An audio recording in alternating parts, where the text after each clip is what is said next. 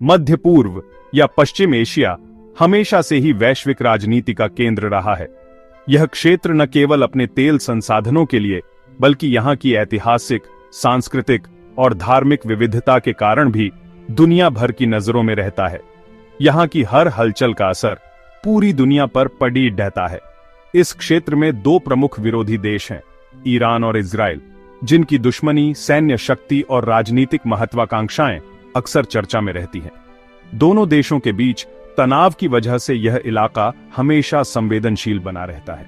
Iran लगभग 9 करोड़ की आबादी वाला एक इस्लामी गणराज्य है, जिसकी संस्कृति और राजनीति में गहरी धार्मिकता झलकती है। वहीं इजराइल एक छोटा लेकिन तकनीकी रूप से उन्नत यहूदी देश है, जो अपनी सुरक्षा और अस्तित्व के लिए हमेशा सतर्क रहता है। दोनों ही क्षेत्रीय प्रभुत्व और प्रभाव के लिए संघर्षरत हैं। आज हम इन दोनों देशों की सैन्य ताकत का विश्लेषण करेंगे, सिर्फ हथियारों की गिनती नहीं, बल्कि उनकी रणनीतियों, सहयोगियों, तकनीकी विकास और भविष्य की योजनाओं को भी समझेंगे। हम जानेंगे कि ये देश अपनी सुरक्षा के लिए कौन कौन सी नई तकनीकें अपना रहे हैं। हमारा उद्देश्य किसी एक देश को श्रेष्ठ दिखाना नहीं है, बल्कि निष्पक्ष और संतुलित तुलना करना है, ताकि आप खुद तय कर सकें कि कौन सी ताकत किस क्षेत्र में आगे है। हम देखेंगे कि सैनिकों की संख्या, वायुसेना की ताकत और जमीनी सेना की तैयारी किस स्तर की है। नौसेना की क्षमता, रक्षा बजट और परमाणु कार्यक्रम जैसे पहलुओं पर भी गहराई से नजर डालेंगे, क्योंकि ये कारक किसी भी देश की सैन्य शक्ति को परिभाषित करते हैं। साथ ही हम यह भी समझेंगे कि युद्ध रणनीतियां और सैन्य सोच किस तरह दोनों देशों को अलग बनाती हैं और उनके फैसलों को प्रभावित करती हैं। ईरान और इजराइल के बीच तनाव दशकों पुराना है। ईरान इजराइल को अवैध मानता है, जबकि इजराइल ईरान के परमाणु कार्यक्रम को अपने अस्तित्व के लिए खतरा मानता है। यह वैचारिक और रणनीतिक टकराव समय समय पर और भी गहरा हो जाता है। यह दुश्मनी सिर्फ सीधी लड़ाई तक सीमित नहीं है, बल्कि सीरिया, लेबनान और यमन जैसे देशों में परोक्ष युद्ध के रूप में भी दिखती है, जहां दोनों देश अपने अपने समर्थकों के जरिए प्रभाव बढ़ाने की कोशिश करते हैं। सवाल यह है, क्या ईरान की बड़ी सेना इजराइल की तकनीकी बढ़त पर भारी पड़ी बेच सकती है, या इजराइल की अत्याधुनिक तकनीक ईरान के संख्यात्मक लाभ को बेअसर कर देगी? यह मुकाबला सिर्फ संख्या का नहीं, बल्कि दिमाग और नवाचार का भी है। इस विश्लेषण में हम देखेंगे कि संख्या, तकनीक, रणनीति और सैन्य सोच, इन सब का मिलाजुला असर किस तरह दोनों देशों की ताकत को आकार देता है। और सबसे अहम, हम जानेंगे कि अंतर्राष्ट्रीय गठबंधन और साझेदारियां किसका असली असर डालती हैं, और भविष्य में यह संघर्ष किस दिशा में जा सकता है। सैन्य शक्ति का पहला आधार है जनशक्ति। किसी भी देश की सेना की ताकत का सबसे सीधा पैमाना उसकी संख्या होती है, क्योंकि ज्यादा सैनिकों का मतलब है ज्यादा मोर्चों पर लड़े डाहने की क्षमता। ईरान के पास लगभग 6.1 लाख सक्रिय सैनिक और 3.5 लाख रिजर्व हैं, जो उसे लंबा युद्ध लड़ने की क्षमता देते हैं। इतनी बड़ी संख्या ईरान को पारंपरिक युद्ध में एक मजबूत स्थिति देती है, खासकर जब युद्ध लंबा खींच जाए। इजराइल के पास केवल 1.7 लाख सक्रिय सैनिक हैं, लेकिन उसकी असली ताकत है 4.65 लाख प्रशिक्षित रिजर्व, जो 24-48 घंटे में तैनात हो सकते हैं। इजराइल की सेना छोटी जरूर है, लेकिन उसकी रिजर्व फोर्स बेहद चुस्त और तैयार रहती है। इजरायली सैनिकों को दुनिया के सबसे कठिन प्रशिक्षण मिलते हैं और उन्हें कई युद्धों का अनुभव है। उनका प्रशिक्षण सिर्फ शारीरिक नहीं, बल्कि मानसिक और रणनीतिक भी होता है, जिससे वे हर परिस्थिति में तेजी से प्रतिक्रिया कर सकते हैं। अनुशासन और तकनीकी दक्षता उनकी पहचान है। इजरायली सेना आधुनिक हथियारों और तकनीक का इस्तेमाल करने में माहिर है, जिससे उनकी छोटी टुकड़ी भी बड़ी ताकत का मुकाबला कर सकती है। ईरान की सेना में IRGC को क्षेत्रीय संघर्षों का अनुभव है, लेकिन नियमित सेना का प्रशिक्षण और अनुभव सीमित है। IRGC के पास गुरिल्ला युद्ध और असम्मित लड़ाई का अनुभव है, पर पारंपरिक युद्ध में उनकी तैयारी उतनी मजबूत नहीं मानी जाती। संक्षेप में, ईरान संख्या में आगे है, लेकिन इजराइल के पास बेहतर प्रशिक्षित और अनुभवी सैनिक हैं, जो छोटी और तीव्र लड़ाई में निर्णायक साबित हो सकते हैं। दोनों देशों की ताकत अलग अलग क्षेत्रों में है, और युद्ध की प्रकृति पर निर्भर करता है कि कौन सी ताकत ज्यादा असरदार होगी। संख्या और प्रशिक्षण दोनों की अपनी भूमिका है, लेकिन युद्ध के मैदान में अनुभव, तैयारी और रणनीति अक्सर निर्णायक होते हैं। आखिरकार जीत उसी की होती है जो हालात के हिसाब से खुद को सबसे बेहतर ढंग से ढाल सके। आधुनिक युद्ध में वायुसेना निर्णायक भूमिका निभाती है। आसमान पर नियंत्रण पाने वाला देश जंग के मैदान में बड़ी बढ़त हासिल कर सकता है। वायु शक्ति न सिर्फ दुश्मन के ठिकानों पर हमला करने में मदद करती है, बल्कि जमीनी सेना की सुरक्षा और सप्लाई लाइन को भी मजबूत बनाती है। ईरान के पास कुल 551 विमान हैं, जिनमें 186 लड़ाकू विमान शामिल हैं। हालांकि इनमें से अधिकतर विमान पुराने हैं और तकनीकी रूप से पिछड़े माने जाते हैं। ईरान के पास अमेरिकी F-14 टॉमकैट जैसे पुराने जेट्स हैं, जिनकी मरम्मत और स्पेयर पार्ट्स की समस्या भी बनी रहती है। दूसरी ओर इजराइल के पास 612 विमान हैं, जिनमें 241 अत्याधुनिक LD डाकू विमान शामिल हैं। इनमें F-35 और F-16 जैसे स्टील्थ जेट्स हैं, जो दुनिया के सबसे एडवांस्ड फाइटर जेट्स माने जाते हैं। ये विमान हवाई वर्चस्व के लिए बेहद सक्षम हैं और दुश्मन की रडार से बचकर हमला कर सकते हैं। इजरायली पायलटों को बेहतरीन प्रशिक्षण और असली युद्ध का अनुभव है। वे जटिल मिशनों को अंजाम देने में माहिर हैं और दुश्मन के इलाके में घुसकर सटीक हमला करने की क्षमता रखते हैं। उनका मनोबल और रणनीतिक सोच भी उन्हें खास बनाती है। हेलीकॉप्टरों के मामले में भी इजराइल आगे है।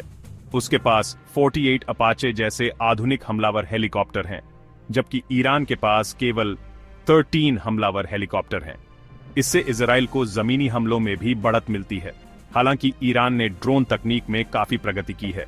वह अपने प्रॉक्सी नेटवर्क के जरिए इन ड्रोन का इस्तेमाल करता है, जिससे पारंपरिक वायुसेना की कमियों को कुछ हद तक पूरा किया जा सकता है। ईरानी ड्रोन सस्ते, लचीले और दुश्मन के लिए चुनौतीपूर्ण साबित हो सकते हैं। कुल मिलाकर वायु शक्ति के मामले में इजराइल स्पष्ट रूप से आगे है। उसके पास आधुनिक विमान, अनुभवी पायलट और एडवांस्ड हेलीकॉप्टर हैं, लेकिन ईरान की मिसाइलें और ड्रोन इस मुकाबले को और जटिल बना देते हैं, जिससे भविष्य की जंग का नतीजा पूरी तरह तय नहीं कहा जा सकता। हवाई हमलों से बचाव के लिए वायु रक्षा प्रणाली जरूरी है।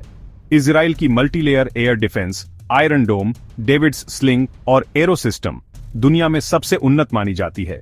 आयरन डोम छोटी दूरी के रॉकेट्स को, डेविड्स स्लिंग मध्यम दूरी के खतरों को और एरो सिस्टम लंबी दूरी की बैलिस्टिक मिसाइलों को रोकता है। इजराइल का यह सुरक्षा कवच उसे लगभग हर हवाई हमले से बचाता है।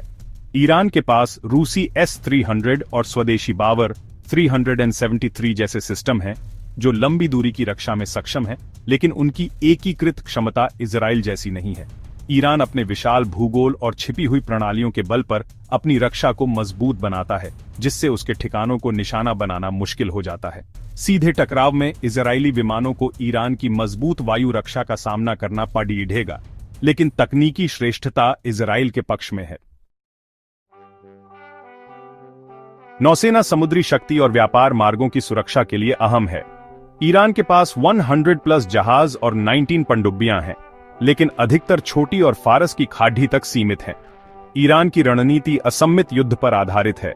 छोटी, तेज नौकाओं और प्रॉक्सी समूहों के जरिए बीडिढे दुश्मनों को परेशान करना। इजराइल की नौसेना छोटी है, 67 जहाज और 5 डॉल्फिन क्लास पनडुब्बियां, लेकिन अत्याधुनिक और तकनीकी रूप से उन्नत। इजराइल की पनडुब्बियां लंबी दूरी की क्रूज मिसाइलें ले जा सकती हैं और माना जाता है कि उनमें परमाणु हथियार ले जाने की क्षमता है। यह सेकंड स्ट्राइक क्षमता इजराइल को रणनीतिक बढ़त देती है। अगर उस पर हमला होता है तो वह समुद्र से जवाब दे सकता है। संक्षेप में, ईरान संख्या में आगे है, लेकिन इजराइल की तकनीकी श्रेष्ठता और पनडुब्बियां उसे समुद्र में घातक बनाती हैं।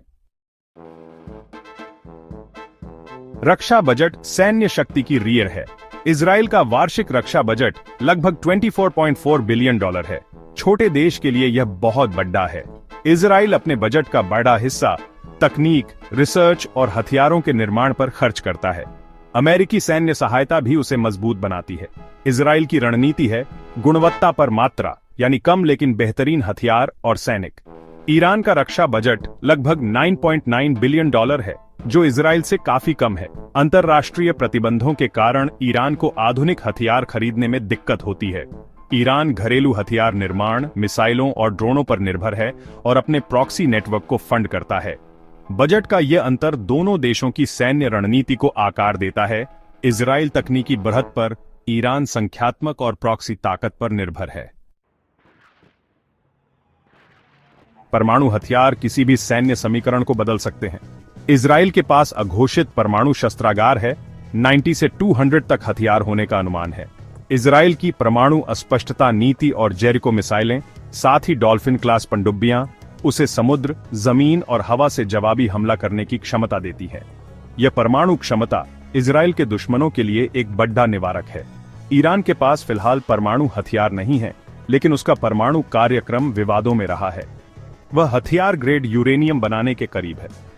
इजराइल किसी भी कीमत पर ईरान को परमाणु शक्ति बनने से रोकना चाहता है और कई बार हमले की धमकी दे चुका है। इस क्षेत्र में परमाणु संतुलन बेहद नाजुक है। इजराइल के पास स्थापित क्षमता है, ईरान के पास क्षमता हासिल करने की संभावना। सैन्य शक्ति केवल हथियारों से नहीं, रणनीति से भी तय होती है। इजराइल की रणनीति है तेज, निर्णायक और तकनीकी युद्ध। इजराइल अपनी वायुसेना, खुफिया एजेंसी मोसाद और प्रीएम्प्टिव स्ट्राइक पर निर्भर करता है। खतरा बनने से पहले हमला। इजराइल लंबा युद्ध नहीं झेल सकता, इसलिए उसकी रणनीति है दुश्मन को जल्दी हराना। ईरान की रणनीति अप्रत्यक्ष है। वह अपने proxy network Hezbollah, Hamas, Houthi के जरिए पूरे क्षेत्र में प्रभाव बढ़ाता है। ईरान मिसाइलों और ड्रोनों के जरिए निवारक का काम करता है और खुद को सीधे युद्ध से बचाता है। इजराइल तेज और तकनीकी युद्ध में माहिर है, जबकि ईरान लंबा, फैला हुआ और अप्रत्यक्ष संघर्ष लड़ने में। तो कौन अधिक शक्तिशाली है? पारंपरिक सैन्य आंकड़ों और तकनीक में इजराइल आगे है। बेहतर सेना, वायुसेना, वायु रक्षा और नौसेना।